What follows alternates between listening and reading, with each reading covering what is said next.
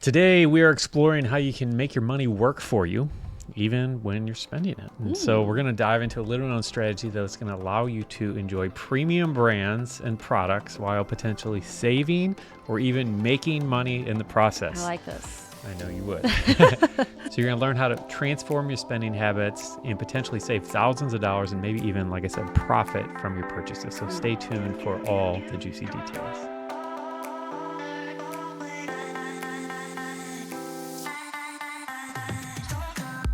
Hey, we are Bob and Linda Lotich, the authors of Simple Money, Rich Life, and you are listening to the SeedTime Money podcast. And we're in the middle of a 40-week series where we're sharing our 40-week checklist of all the action steps, strategies, and biblical insights that we use to go from paycheck to paycheck living to reaching our biggest financial goal of giving away $1 million and living a life of true financial freedom. Thank you, Jesus. Praise Jesus for what he has done. Because again, Absolutely. if you knew where we came from, y'all, you would you would know that it was all God. But it's been so beautiful to look back and just watch what he's done. And today, like I said, we're sharing something that I think in a lot of ways could seem like this doesn't connect, but I'm excited to connect the dots for you and just share a little bit of why this whole thing came about. And so I'll just start with all this, like this idea, this concept that honestly I just have heard so few people talk about, and it's been one of the most important practical pieces of our financial lives in terms of saving money and just being really smart spenders and things like that. And so anyway, this story begins for me when I was in college at K-State University in 1990. I guess that would have been 2000, right? 1999. Yeah.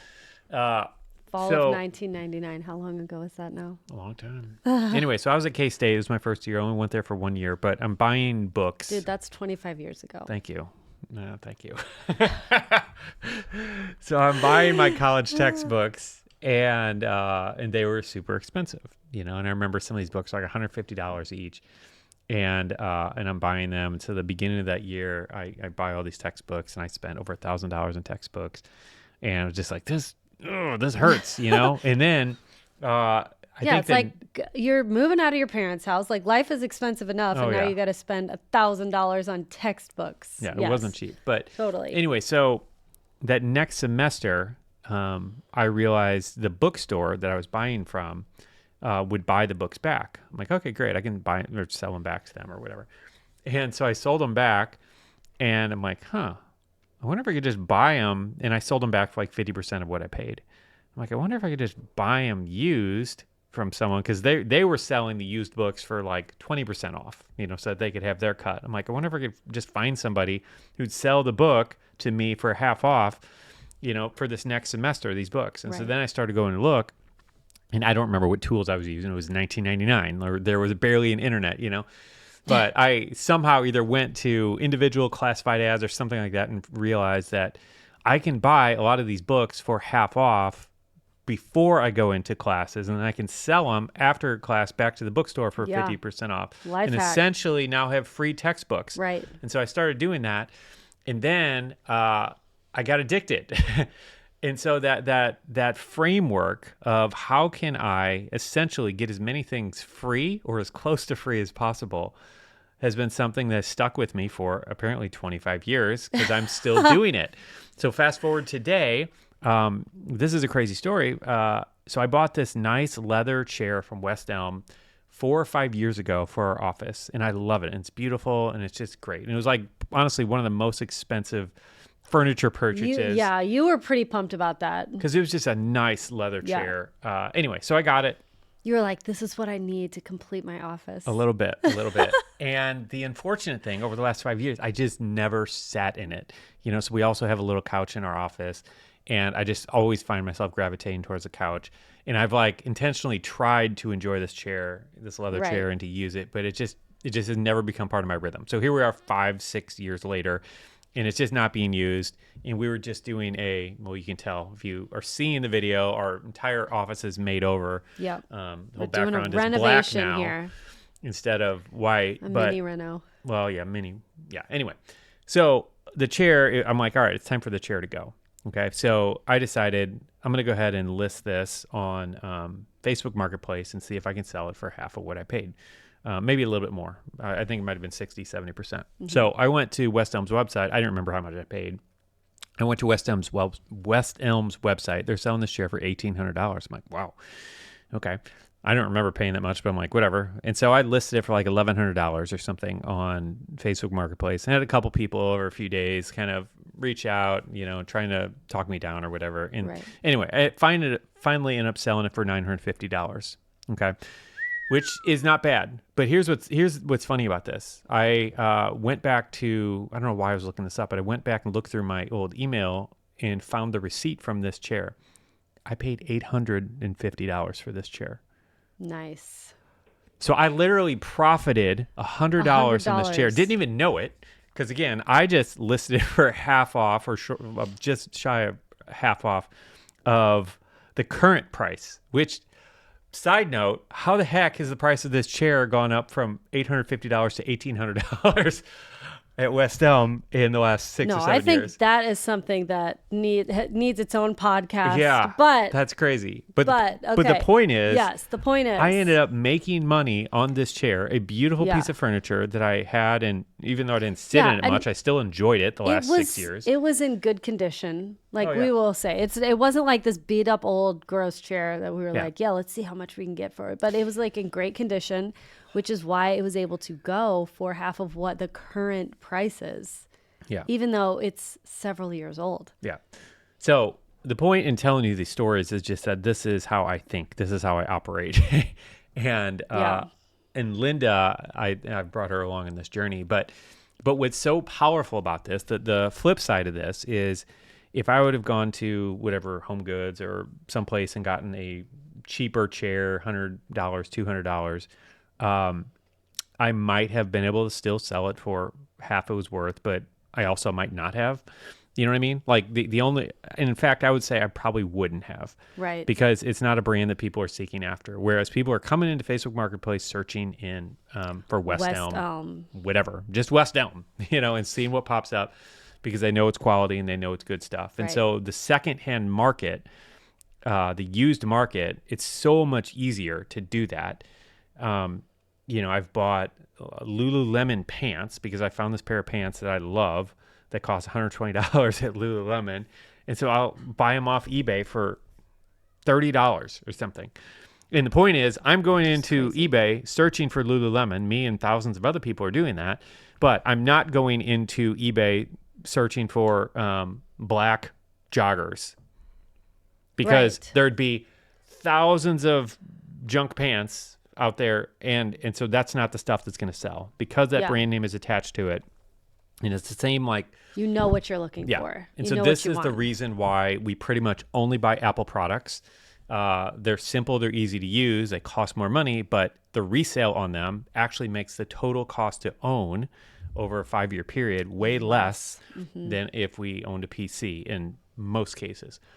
So my point is, sometimes it makes a lot of sense to spend a little bit more to get the brand that is going to hold value and that you're going to be able to sell. Well, and I even saw this thing that it's just interesting. We haven't done anything like this, but it was these people talking about if you bought a Chanel handbag 5 years ago, it's worth like $3,000 or $4,000 more than it was. When what would the original price be on that? I can't remember. Is it a $10,000 bag or something? It might be like $5,000. Yeah. And now it's worth like $8,000, For anybody listening, just so you know, like, we don't go around buying Chanel handbags. That feels absurd to me, spending $10,000 on a bag. But when you think about it, like, I'm going to spend $5,000 on a handbag and get $8,000 in a few years. Like that. No, I've never considered those as investments. Like, that's fascinating to me. It is fascinating and it's not like that with every Chanel handbag. You know what I mean? Yeah. Or with every designer handbag. But there are some of those that are like, this one is actually going to work out as an investment rather than turn out to just be this really expensive item. And that is something to consider. I mean, especially if, everybody makes different amounts of money. They choose to spend their money at different ways. And so for us, that is more than we're willing to spend on a handbag. But for someone listening, it might not be. You know? Yeah. Like if you're everything is spending relative. 5-10K on handbags, like, Could you buy me one? Is my question. If someone were to give it to me, I wouldn't turn it down. yeah. But the point is, yes, if you really like handbags and you're spending that kind of money, you might as well do it in a way that Yeah. that Makes that a you lot don't of have to have the sense. money out of pocket. I'll give you another example of this. Just Yeah, because I, a lot of those things, it's like I would assume if I'm buying a $5,000 handbag and I'm buying more than one, that I'm going to enjoy it for a certain amount of time, and then I'm just going to be kind of over it. yeah. And so, like, reselling it and looking at how much you can actually get, and even being a little bit strategic on which ones are a more classic style that won't, you know, that aren't just like, oh, this is cool for this year, but it's not going to be cool in 10 years, you know. Like, Yeah. that's good to think about. No, it absolutely is. All right. So I'm going to give another example here because I think if I were learning about this concept for the first time, I think example would be super helpful. Yeah. So back when I was working in corporate America and I was working in a corporate job, it would get cold in the winters where we lived. And so, having to wear a tie to work every day and all that stuff. And I'm like, all right, well, I need a nice coat to put over this. So I was going to get like this wool top coat thing. And so I went to like Macy's or one of those department stores, and there was like one for Yes, I remember this. $150 there, something like that. And for It was some a reason, no-name brand. yeah, no name brand or whatever. And, but it would have gotten the job done. And it honestly would have fit our budget perfectly at that point. And I think we might have walked past the Brooks Brothers store or something like And that. both been like, oh. And I noticed, That oh, would've they have been one in there. nice. I'm like, how much do you think it costs in there? And so I went in and it's like $800 for the top coat. And at that point, that was might as like- well be $1 million. That was so far beyond our Yeah. price range.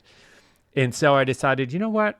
I'm just going to go on eBay and see if anybody's selling one. So I went on eBay and ended up doing an auction on one. And I bid on this thing, and I bid like $120 or something like that. Ended up winning it. So I ended up getting an $800 coat from Brooks Brothers for $120. And he felt so cool going Well- to work. Look at me. it in didn't my match Brooks anything Brothers else coat. in Yeah. my wardrobe. But anyway, yeah, it was just this really nice coat. And what was so cool about that, again, like this is a great example because 1 year later, or honestly, 10 days later, if I would have tried to sell that Macy's coat, I might have gotten $10 for it. Like, I don't know that I would have ever Yeah. sold it. Like, Right. because there's no demand for it. So no one wants to buy it. Right. Whereas, again, that Brooks Brothers coat, I could have wore that. I did. I probably wore it for a few years. And I could have went back to eBay and listed it and sold it for probably about what I paid. Yeah. And then, again, had this $800 coat for 5 years, enjoy it, use it, take care of it, Right. and then be able to sell it for what I paid for it. Mm-hmm. And I ended up giving it away to a friend because, he was really interested. And I'm like, oh, I'll just give it to you. It was easy. But the point is, like, I have no doubt that we could have done that. Yeah. And we've done that, or I've done that dozens and dozens of times where I have bought something really nice, used it for a period of years, and then sold it for the exact same price or really Right. close to what I paid for it. And what that does is it allows us to enjoy nicer things, and B, do it for way less than if we were buying something else. And I think Yeah. that's what so many people miss, because they think that you have to spend a ton of money to get the nice thing, but you just have to be creative about it. That's all. Right. Yeah. So And take care of it. yeah, Like, I think that's something, worth mentioning is like part of our job, I believe, on earth is to steward the things that God has given us. And if we're treating everything like it's garbage, then it's going to be garbage.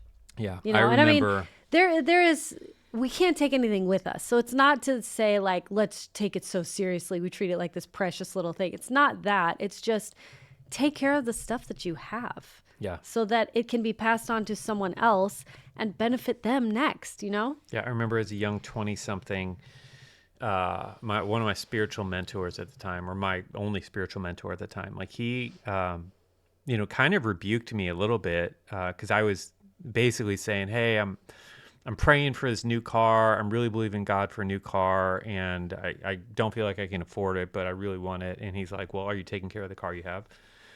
I'm like, well, what do you mean? He's like, well, are you doing the maintenance on it? Are you keeping it clean? Are you know what I mean? Like, Yeah. how are you treating the thing that he has entrusted you with? Like because if you're not doing that, like, do you really feel like he should give you a new nice car? And I've taken that to heart, and that stuck with me. It's like, man, because like as a parent, like we have some of our kids who just today, one of them, one of them got rewards because of how they stewarded and managed a particular thing, where another one didn't. And it's like, all right, well, I'm not going to reward your treating this like junk and not valuing it. Right. And so I think that's a really good and fair point. And they, to be fair, all of our kids do that with certain things. They are Nope, learning this just lesson. one of them. We won't say names. Anyway, all right. So I want to talk through really the how of this, which you probably got the gist of it, but just to get super practical on how we do this, kind of the three key principles of applying this. So the first one is to buy low. Okay, so just like any investment, you want to buy low rather than buying high. So buying high is buying it new. Buying low is buying it used. Right. Right. And then within that too, like there are things that you can buy used in cheaper places than others. I'm trying to think of a good example here, but like Goodwill. Goodwill. Yeah. I mean, things are You pretty find a cheap there. Burberry coat at Goodwill, you are. Well, okay. So this is a good example. So we just, can we say how? I don't know if we can say how yet. So we just bought a record player because one of our favorite musical artists just gave us a record. Signed copy. And we didn't have a record player. It's like, all right, we need to We didn't even ask for it. It was just a gift to us, which really was a gift from the Lord because. And her team told us not to say anything about it because there's going to be something coming out in a couple of months. So sorry. So That's what you get for now. I know. Stay We're like tuned those, and you'll get to those figure like it out. people who are like, oh, there's something exciting coming. I'm not going to tell you what it is. But it's not up to us. It's not out up of to our us. heads. We would share if we could. Anyway, But the point is, we got a record these player records because of and it. then we got a record player. Yes. So naively, I thought, well, records, I mean, these are all old. And so like these should be like 50 cents everywhere we go. And I started looking at used records. It's like, okay. You know who did it? The hipsters. They really jacked up the prices of those records. Yeah. So anyway, it's hard to find records that you're actually interested in for 50 cents. And it's surprising that a lot of them are a lot more than that. So where I'm going with this, back to the point of buying used and buying low. So we've gone into multiple record stores at this point and just kind of walked through, looked at prices. And honestly, I was at one just last week and they had tons of used records for $40. $40. And I'm like, you got to be kidding me. Like this thing's 25 years old. Like, and also, it might have scratches on it for all I know. We can play that music for free anytime we want on Spotify. As much as we want on Spotify. So anyway, I was just having a hard time with it. And so there were one or two particular albums that we were looking for. And so I decided, all right, I'm going to go look on eBay. And I could find that same album on eBay. Again, not cheap, but for $20 or something. So literally both used, but eBay was half the price. Okay. So eBay is one of my favorite places for a lot of reasons, but well, we'll get to that in the second point. But you can find anything on there. And so where these record stores might have whatever 2,000-3,000 albums in it, right? Like there are probably millions of albums on eBay. Like because it's a world market, there's a lot of options there. So that's been one way that we've been able to buy things used quite often. So we got that Nat King Cole Christmas album. We did, man. That's a great one. Ready to. I'm counting down the days to play it. We're not ready yet since it's fall still, but yeah.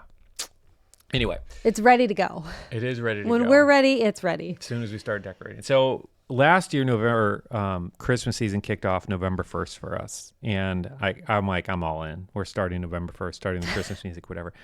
And last year was kind of a weird year because of travel. Was a weird year, yeah. I think I decided I don't want to start that early this year. Agree. I want to go a little bit later. So yeah, maybe mid-November we'll drop that record. Drop that. All right, so that was part one. Part two. Drop that beat, that Nat King Cole beat. Part two of this strategy is buying in-demand items that hold value. Okay, so this is kind of what we talked about, but this idea of brand recognition and in finding those things, okay? And so some of this is kind of obvious, like I think we all know that Apple products hold their value really well. Maybe this is just me.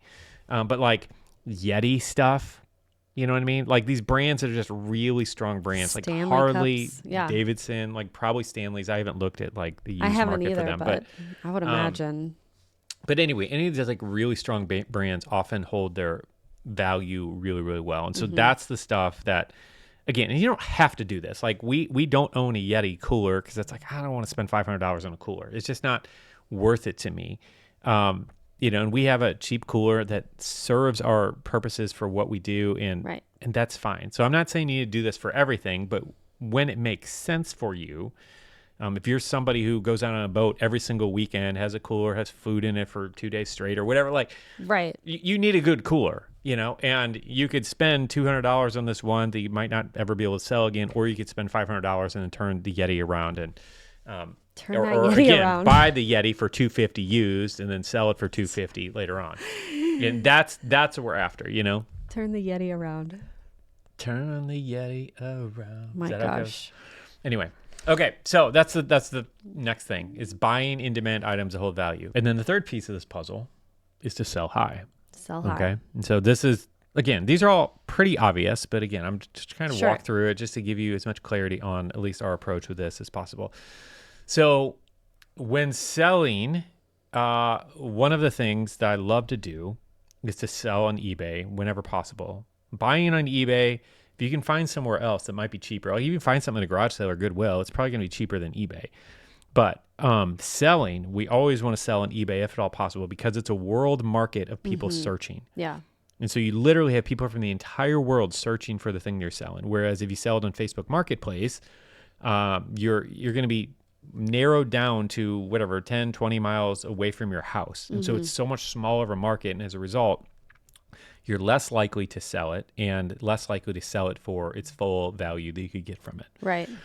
Now, on the other hand, there are things that should not be sold on eBay. Like I'm not going to sell a dresser on eBay. Like it's going to cost more to ship than anyone would actually buy the thing, And so our rule of thumb is if it's expensive to ship, then we're not, or we're just doing it big. On we're going to do it in Facebook Facebook Marketplace. Yeah. Yeah. And so, the rule, I guess, for us is if our 7-year-old can pick it up, then we might be able to sell it on eBay. But like, if not, then it's like, all right, we're just putting it on Facebook Marketplace. She's getting pretty tough. She is strong. But anyway, that right there is how I decide whether we're going to do Facebook Marketplace or eBay. But we're pretty much probably going to sell at one of those two places. Like 99% of the time, we're selling at one of those two spots. Yeah.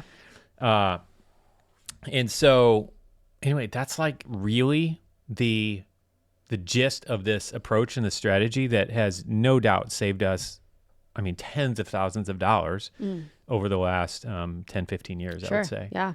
We've done this with cars. Like if you read our book, I don't know what chapter it's in, but when we talk about the Bubble Taurus. The Bubble Taurus. Like, we bought that car for $1,000. Bob was so happy. It just feels like such a victory. Bob was you know what I mean? Strutting around like... We bought it for $1,000, and we didn't drive it a lot. It was kind of a backup car, but we bought it for $1,000. John Travolta at the end of... 4 or 5 years later, we sold it for $1,000. And again, like we don't. That was a really old car with the whole. You can read the book if you want to find out about that story. And most of our cars, because cars are such a heavily depreciating asset, like it's really hard to do that with. But in that particular case, we bought that car so old that we were able to pull that off. But even still, again, this is why we recommend, when at all possible, not buying a new car, and buying a car somewhere in the 3 to 4 year old range is really a beautiful sweet spot if you want to buy a car. That's new enough, that's still got a lot of reliability in it. If you buy one of the good brands, like we have if you're in the market for buying a new car, go to YouTube, search for SeedTime, used car buying, and you should be able to find our video on that. I have a 5-step strategy where we just kind of break down our exact process of how to do this. And just that alone has saved us tens of thousands of dollars. 5-step strategy. 5-step strategy. Boom. I was talking to our kids the other day, and all our oldest, all of our kids are really into cars right now. It's really funny. And so I was talking to my oldest. And I am not. And we're not car people, so it's really funny. And he's like, when I turn 16, And he's like telling me all the cars that he wants to buy, Lamborghini, stuff like that. I'm like, wow, oh yeah, okay. And I was like, well, luckily your dad is really good at buying cars and he'll help you find a really good one. Well, they want a He's got a 5-step strategy, son. For that Lamborghini. Yeah. That would be really funny. They're going to get a Tesla Cybertruck, a Lamborghini. What else? An RV, I think. I wonder about... And a Corolla. I'm pretty sure. No, Camry. They keep saying Camry. Oh, Camry. I think they're confused about what a Camry is. Maybe they think it's what's the Camaro? other one? Camaro. Maybe they think it's that. I'm not sure. Anyway, but I am intrigued. Like, I've never considered doing like luxury cars because the luxury car market has got to be very different from like normal everyday cars. So if anybody listening does that and like flips luxury cars or something, I'm really curious. Email me. Let me know how that's going. Actually, there's an old family friend that we have that does it. Yeah. Yeah. Luxury cars. Yeah, but he's like younger than us. Oh, okay, cool. But I think he's got a pretty thriving business selling luxury cars. All right. Well, I'd love to hear more about it. Sounds cool. Which has got to be fun. All right. So you're into cars, man. The question that I want you to ask, the takeaway I want you to take from this, I want you to ask the question every time you buy something. Ask this question: how much will I be able to sell this for in the future? Okay. And then use that as a filter when making buying decisions. And so this can be down to, we might be buying a bread machine soon. And so like, I'm literally on Amazon, like asking this question because there's plenty of no-name brands or like, what did I just buy recently? I bought some lights for our office. Just kind of like studio lights. See the light? There you go. And so anyway, so I was thinking, all right, I can spend $300 in this one that's kind of like this no-name Chinese word that no one can pronounce that just makes products for Amazon that no one knows. And so no one's searching for this. Or I can buy this more reputable brand. It's like $100 more and I will be able to sell it because people are searching for it. Right. It's like, this is how I want you to be thinking. How much can I sell this for in the future? Yeah. Yeah? Yes. Yeah.